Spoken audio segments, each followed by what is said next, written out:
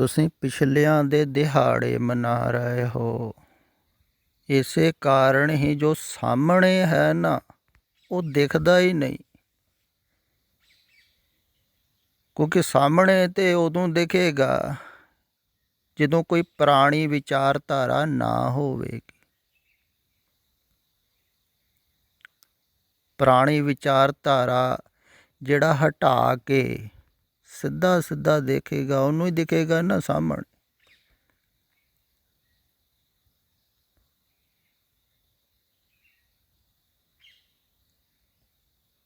ਤੇ ਪੁਰਾਣਿਆਂ ਬਾਰੇ ਵੀ ਸੋਚ ਕੇ ਵਿਚਾਰ ਕੇ ਲੋਕ ਨਿਰਣਾ ਕੱਢ ਲੈਂਦੇ ਹਨ, ਵੀ ਜਿਵੇਂ ਜਾਣਦੇ ਹੁੰਦੇ ਹਨ ਉਹਨਾਂ ਨੂੰ। ਤੁਸੀਂ ਪੁੱਛੋ ਤੋ ਦੱਸ ਦੇਣਗੇ ਆਪਣੇ ਗੁਰੂ ਪੀਰ ਪੈਗੰਬਰਾਂ ਬਾਰੇ। ਜਿਵੇਂ ਇੱਕ ਪੁੱਛ ਰਿਹਾ ਸੀ ਧਾਰਮਿਕ ਵਿਅਕਤੀ ਨੂੰ ਵੀ ਸ਼ਿਵ ਪੈਦਾ ਕਬ ਹੋਏ, ਤੋ ਦੱਸ ਰਿਹਾ ਸੀ ਧਾਰਮਿਕ ਵਿਅਕਤੀ शिव अजन्म है,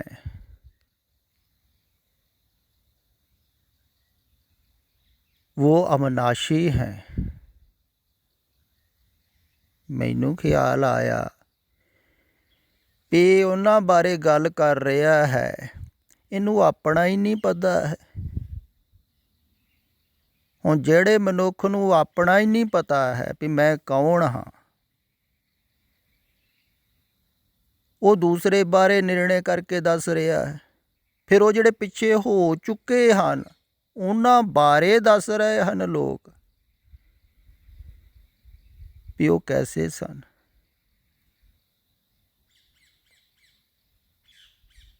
तुसीं अपने बारे ही नहीं जान रहे। जिहड़े जानते हैं वो तो कहते हैं तुसीं सारे ही अमर हो।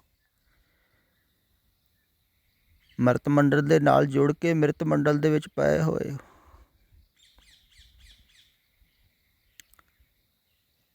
पर पिछलिਆਂ ਨੂੰ पढ़ के सुन के विचार के लोग जान लेंदे हैं भी साडे गुरु ऐसे सन।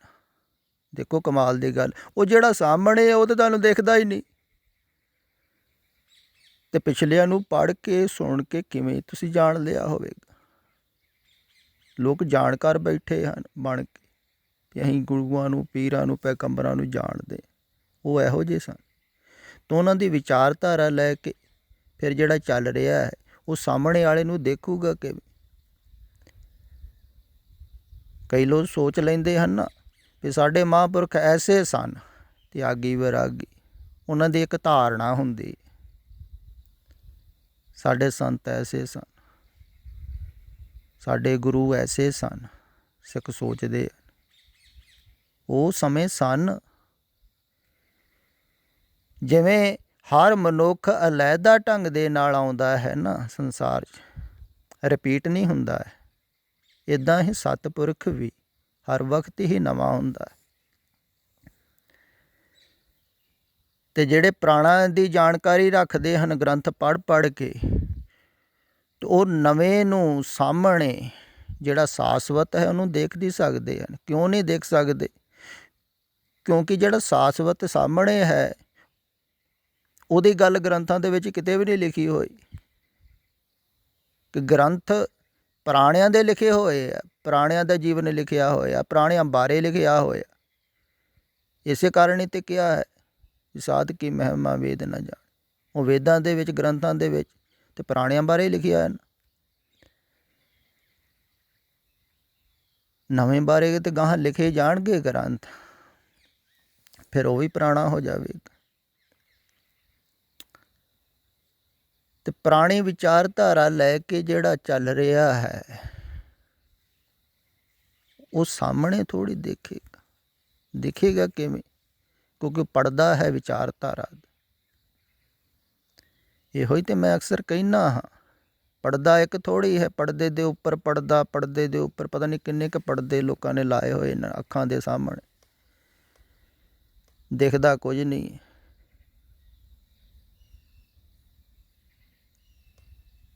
ਬਹੁਤ ਸਾਰੇ ਪੜਦੇ ਹਨ। ਇੱਕ ਤੇ ਸੰਸਾਰ ਦਾ ਪੜਦਾ ਹੈ, ਸੰਸਾਰ ਦੀ ਵਿਚਾਰਧਾਰਾ ਦਾ, ਸਮਾਜ ਦੀ ਵਿਚਾਰਧਾਰਾ ਦਾ ਪੜਦਾ ਹੈ ਤਾਂ ਹੀ ਤਾਂ ਸਭ ਕੁਝ ਚੱਲ ਰਿਹਾ ਹੈ। ਸੰਸਾਰਿਕ ਕਰਮਕਾਂਡ, ਫਿਰ ਧਾਰਮਿਕ ਵਿਚਾਰਧਾਰਾ ਦਾ ਪੜਦਾ ਹੈ। ਕਈ ਵਿਚਾਰ ਚੱਲ ਰਹੇ ਹਨ, ਕਈ ਪੜਦੇ ਬਣ ਚੁੱਕੇ ਹਨ। ਉਹਨਾਂ ਪੜਦਿਆਂ ਠਾਣੀ ਤੁਸੀਂ ਦੇਖ ਰਹੇ ਹੋ ਤੇ ਸਾਹਮਣੇ ਕਿਵੇਂ ਦੇਖੇਗਾ? ਉਹ ਤੇ ਬੇਪੜਦ ਖੜਾ ਹੈ ਜਿਹੜਾ ਸਾਹਮਣੇ। ਉਹ ਤਾਂ ਕਹਿੰਦਾ ਪੜਦੇ ਹਟਾਓ, ਘੁੰਘਟ ਕੇ ਪਟ ਖੋਲ ਤੋਹੇ ਪੀਆ ਮਿਲੇਂਗੇ। ਸੂਫੀਆਂ ਨੇ ਗਾਇਆ ਵੀ ਤੁਸੀਂ ਪੜਦੇ ਹਟਾਓ ਤਾਂ ਹੀ ਦੇਖੋਗੇ ਨਾ।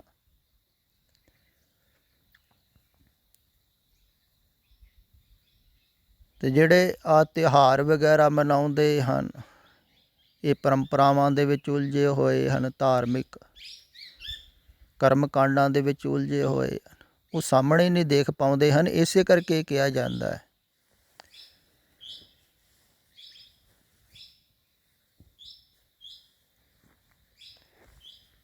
ਵੀ ਪੁਰਾਣੇ ਸੰਸਕਾਰਾਂ ਤੋਂ ਬਿਲਕੁਲ ਮੁਕਤ ਹੋਣਾ ਹੈ।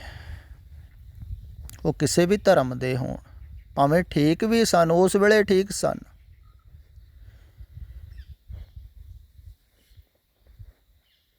ਇਸ ਵਕਤ ਨਹੀਂ ਹੈ। ਤੋ ਸਾਰੇ ਹੀ ਜੋ ਕਰਮਕਾਂਡ ਹਨ ਪੁਰਾਣੇ ਸਮੇਂ 'ਚ ਕਰਦੇ ਹੋਣਗੇ ਕੁਛ,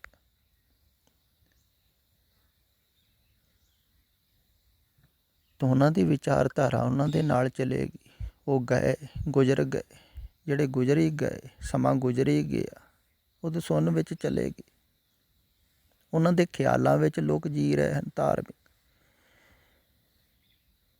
ਧਾਰਮਿਕ ਲੋਕ ਪੁਰਾਣੇ ਦੇ ਖਿਆਲਾਂ ਵਿੱਚ ਜੀਂਦੇ ਹਨ ਜ਼ਿਆਦਾ, ਮਰੇ ਹੋਏ ਸਮੇਂ ਦੇ ਖਿਆਲਾਂ ਵਿੱਚ ਜ਼ਿਆਦਾ ਜੀਂਦੇ ਹਨ। ਅਤੇ ਜਿਹੜੇ ਕੁਛ ਕੁ ਵਿਗਿਆਨਿਕ ਹਨ, ਬੁੱਧੀਜੀਵੀ ਹਨ ਕਹਿ ਲਈਏ, ਉਹ ਆਉਣ ਵਾਲੇ ਸਮੇਂ ਦੇ ਖਿਆਲਾਂ ਵਿੱਚ ਜੀਂਦੇ ਹਨ। ਵਰਤਮਾਨ 'ਚ ਕੋਈ ਵੀ ਨਹੀਂ ਜੀਂਦਾ ਹੈ, ਸਿਰਫ ਇੱਕ ਗੁਰਮੁਖ ਜੀਂਦਾ ਹੈ, ਪ੍ਰਭੂ ਦਾ ਪਿਆਰਾ, ਤੇ ਉਹ ਵਰਤਮਾਨ ਤੋਂ ਵੀ ਪਾਰ ਹੋ ਜਾਂਦਾ ਹੈ। ਤੇ ਧਾਰਮਿਕ ਲੋਕ ਤੇ ਪੁਰਾਣੇ, ਸਗੋਂ ਜਿਹੜੇ ਵਿਗਿਆਨਿਕ ਹਨ ਜ਼ਿਆਦਾ ਫਿਰ ਵੀ ਬਿਹਤਰ ਜੀ ਰਹੇ ਹਨ, ਕਿਉਂਕਿ ਆਉਣ ਵਾਲੇ ਦੇ ਖਿਆਲਾਂ ਵਿੱਚ, ਕਿਉਂਕਿ ਉਹਦੇ ਨਾਲ ਐਨਰਜੀ ਮਿਲਦੀ ਹੈ ਸਰੀਰ। ਚਲੋ ਚੱਲ ਰਿਹਾ ਹੈ ਮਨੁੱਖ, ਅੱਗੇ ਅੱਗੇ ਤਰੱਕੀ ਕਰ ਰਿਹਾ ਹੈ, ਸਰੀਰਕ ਸੁੱਖ ਲੱਭ ਰਿਹਾ ਹੈ, ਲੱਭੀ ਜਾ ਰਿਹਾ ਹੈ, ਸਰੀਰਕ ਸੁਵਿਧਾ ਮਿਲ ਰਹੀ। ਪਰ ਜਿਹੜੇ ਧਾਰਮਿਕ ਲੋਕ ਹਨ ਇਹ ਤਾਂ ਪੁਰਾਣੇ ਖਿਆਲਾਂ ਨੂੰ ਲੈ ਕੇ ਚੱਲ ਰਹੇ ਹਨ।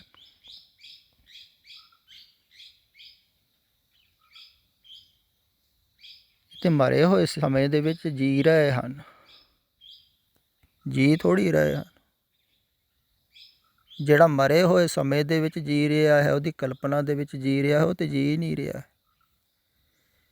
ਉਹਨਾਂ ਨੂੰ ਮੁਰਦਾ ਕਿਹਾ ਹੈ ਨਾ।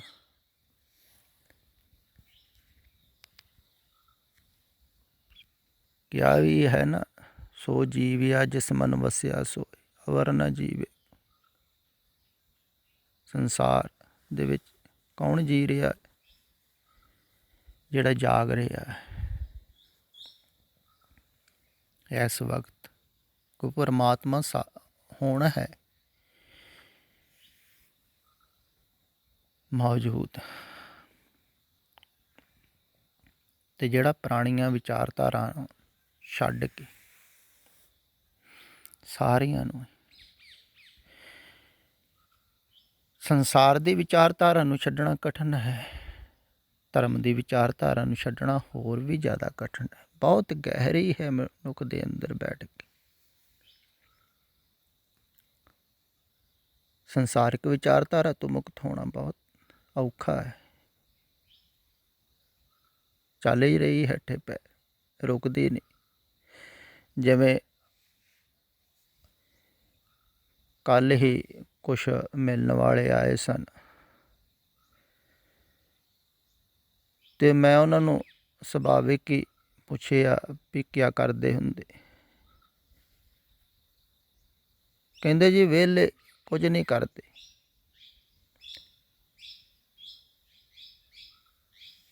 ਮੈਂ ਕਿਹਾ ਵੀ ਐਸਾ ਹੋ ਨਹੀਂ ਸਕਦਾ ਹੈ, ਜਿਹੜਾ ਜਾਣਦਾ ਹੈ ਉਹਨੂੰ ਪਤਾ ਹੈ ਵੀ ਨਾ ਕਰਨਾ ਤੇ ਬਹੁਤ ਕਠਿਨ ਹੈ। ਤੂੰ ਕਹਿ ਰਿਹਾ ਕੁਝ ਨਹੀਂ ਕਰਦਾ, ਕੁਛ ਤੇ ਕਰਦਾ ਹੋਏਗਾ। ਹਾਂ, ਸਰੀਰ ਕਰਕੇ ਨਾ ਕਰਦਾ ਹੋਏ, ਮਨ ਕਰਕੇ ਕਰਦਾ ਹੋਏ, ਮਨ ਤੇ ਚੱਲ ਹੀ ਰਿਹਾ ਹੋਵੇਗਾ ਨਾ। ਕਹਿੰਦਾ ਹਾਂ ਜੀ ਹਾਂ, ਮਨ ਤੇ ਬਹੁਤ ਚੱਲ ਰਿਹਾ।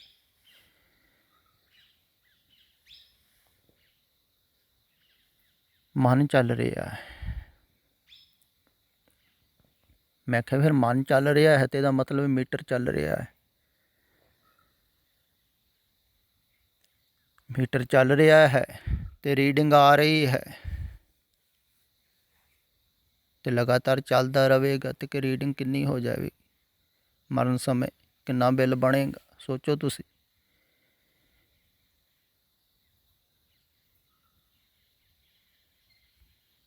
ਤੇ ਲਗਾਤਾਰ ਹੀ ਮਨੁੱਖ ਚਲਾ ਰਿਹਾ ਹੈ ਮੀਟਰ ਨੂੰ, ਮਨ ਰੂਪੀ ਮੀਟਰ ਨੂੰ।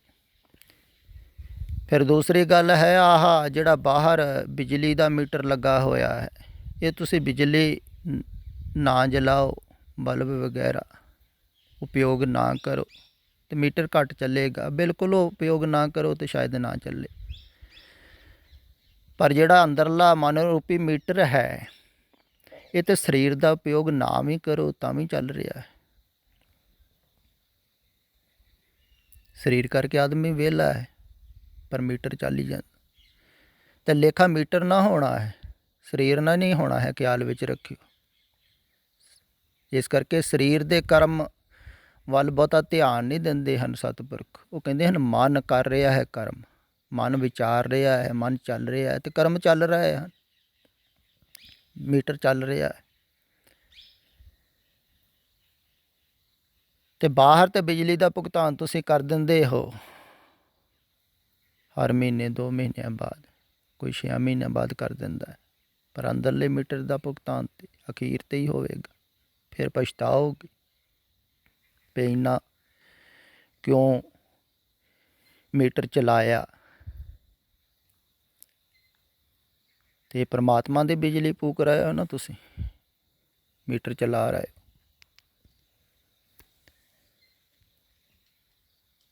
ਪਰਮਾਤਮਾ ਦੀ ਐਨਰਜੀ ਦੁਆਰਾ ਚਲਾ ਰਹੇ।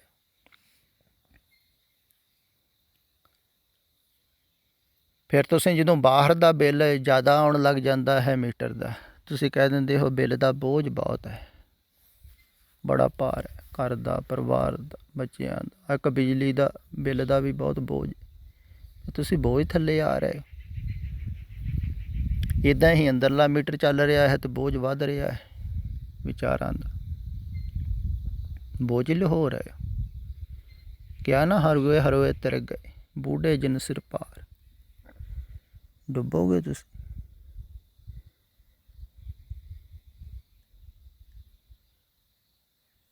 ਤੇ ਮੀਟਰ ਬੰਦ ਕਰ ਲਓ,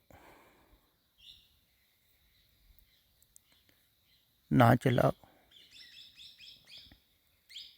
ਉਹ ਸਾਹਮਣੇ ਬੈਠੇ ਹੀ ਕਹਿੰਦੇ ਜੀ ਇਹ ਕੰਮ ਤਾਂ ਨਹੀਂ ਅਸੀਂ ਕਰ ਸਕਦੇ। ਦੇਖੋ ਕਮਾਲ ਦੀ ਗੱਲ ਹੈ ਨਾ। ਮੈਂ ਕਹਿੰਦਾ ਨਾ ਆਦਮੀ ਕਿੰਨਾ ਸੁੱਤਾ ਹੋਇਆ ਹੈ, ਸਾਹਮਣੇ ਬੈਠ ਕੇ ਸਮਝਾ ਰਹੇ ਹਾਂ ਵੀ ਜਿੰਨਾ ਤੁਸੀਂ ਚਿੰਤਨ ਕਰੋਗੇ ਉਹਨਾਂ ਸੰਸਾਰ ਵਿੱਚ ਉਲਝੋਗੇ, ਫਸੋਗੇ, ਭਾਰ ਵੱਧ ਰਿਹਾ ਹੈ। ਤੁਸੀਂ ਕਹਿੰਦੇ ਬਹੁਤ ਸਿਰ 'ਤੇ ਭਾਰ ਹੈ, ਬੇਚੈਨੀ ਹੈ, ਤੇ ਵਧੇਗੀ। ਮੈਂ ਕਹਿੰਦਾ ਭਾਰ ਲਾ ਦਿਓ। ਇਹ ਤਾਂ ਪਸ਼ੂ ਨਾਲੋਂ ਵੀ ਬੱਤਰ ਹਾਲਤ ਹੋ ਗਈ ਨਾ, ਜਿਵੇਂ ਕਿਸੇ ਪਸ਼ੂ 'ਤੇ ਭਾਰ ਲੱਦਿਆ ਹੋਵੇ, ਗਧੇ 'ਤੇ, ਤਾਂ ਉਹ ਵੀ ਕਹਿ ਦਿੰਦਾ ਹੈ ਸ਼ਾਮ ਨੂੰ ਮੇਰੇ ਤੋਂ ਲਾ ਦਿਓ, ਨਹੀਂ ਤਾਂ ਬਿਨਾਂ ਭਾਰ ਦੇ ਸਣੇ ਹੀ ਬੈਠ ਜਾਂਦਾ ਹੈ। ਉਹ ਵੀ ਚਾਹੁੰਦਾ ਹੈ, ਅੱਠੇ ਪੈਰ 'ਤੇ ਨਹੀਂ ਰੱਖਣਾ ਚਾਹੁੰਦਾ ਹੈ ਪਿੱਠ 'ਤੇ। ਪਰ ਮਨੁੱਖ ਤੇ ਸਦਾ ਹੀ ਸਿਰ ਦੇ ਉੱਪਰ ਭਾਰ ਰੱਖਿਆ ਹੋਇਆ।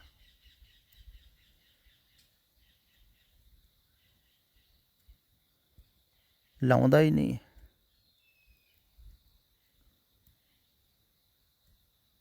ਇਹਦਾ ਮਤਲਬ ਵੀ ਗਧੇ ਨਾਲ ਨਹੀਂ ਤੁਲਨਾ ਆਦਮੀ ਦੀ ਹੋ ਸਕਦੀ। ਕਿਉਂਕਿ ਉਹਨਾਂ ਦੀ ਵੀ ਨਿਰਾਦਰੀ ਵੀ ਉਹ ਵੀ ਅੱਠੇ ਪੈਰ ਨਹੀਂ ਰੱਖਦੇ। ਫਿਰ ਆਦਮੀ ਰੱਖ ਰਿਹਾ ਹੈ, ਉਹ ਕਹਿੰਦਾ ਮੈਂ ਬੋਝ ਨਹੀਂ ਲਾਉਣਾ ਚਾਹੁੰਦਾ।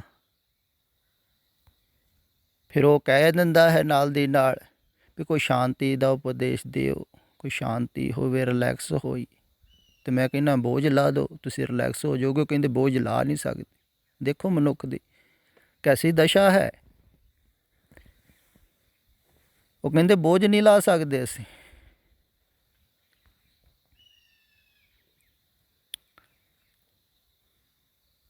ਅਤੇ ਇਹਦਾ ਮਤਲਬ ਇਹੋ ਹੀ ਹੈ ਵੀ ਗਹਿਰੀ ਨੀਂਦ 'ਚ ਸੁੱਤੇ ਹੋਏ ਬੋਝ ਢੋਈ ਜਾਂਦੇ। ਅਤੇ ਇਹ ਬੋਝ ਲਾਓ।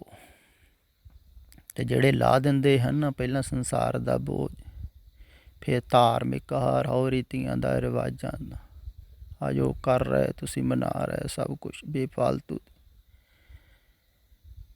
ਸਾਰਾ ਇਹ ਬੋਝ ਜਿਹੜਾ ਉਤਾਰ ਦਿੰਦਾ ਹੈ, ਸੁਰਖਰੂ ਹੋ ਜਾਂਦਾ ਹੈ।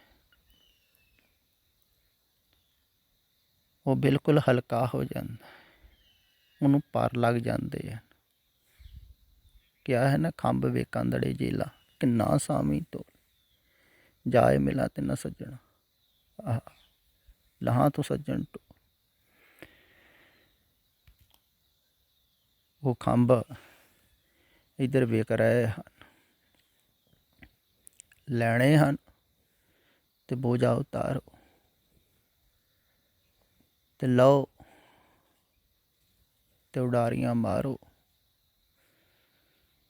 ਆਜ਼ਾਦ ਹੋ ਜਾਓ, ਸੁਤੰਤਰ ਹੋ ਜਾਓ, ਬੰਧਨਾਂ ਤੋਂ ਮੁਕਤ ਹੋ ਜਾਓ।